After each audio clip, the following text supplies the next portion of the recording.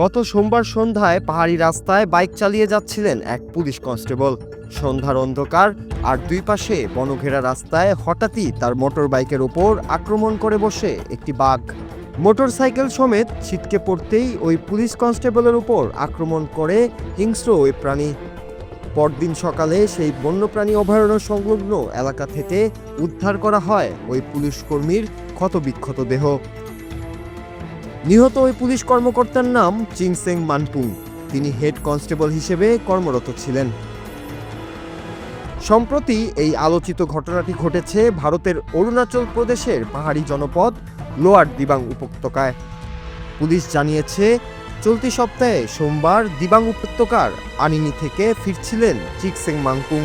সেই সময়ই পাহাড়ি পথে তাকে আক্রমণ করে বসে বাঘ। অরুণাচল প্রদেশের পুলিশের ওই হেড কনস্টেবল কর্মরত ছিলেন রেডিও অপারেটর হিসেবে।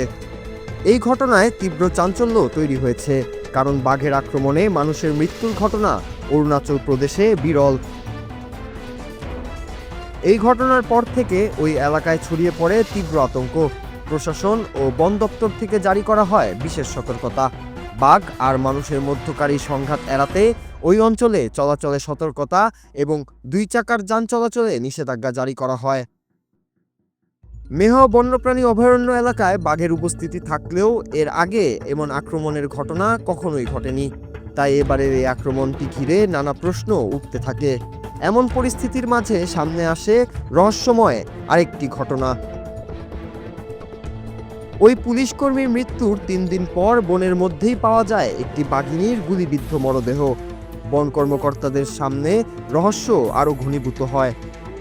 আবারও প্রশ্ন উঠতে থাকে, এটি কি সেই বাঘিনী যার আক্রমণে নিহত হয়েছেন ওই পুলিশ সদস্য? সামনে আসতে থাকে নানা শঙ্কা। এটি যদি সেই বাঘ হয়, তবে সেটিকেই বা কারা গুলি করলো?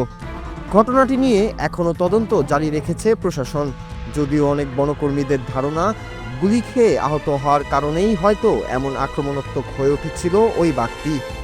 যদিও এটি সে বাঘ কিনা যেটি মানপুংয়ের উপর আক্রমণ করেছিল, তা এখনও নিশ্চিত হতে পারেনি পুলিশ কিংবা বনকর্মীরা। Noor Raju, Bangla TV, news desk.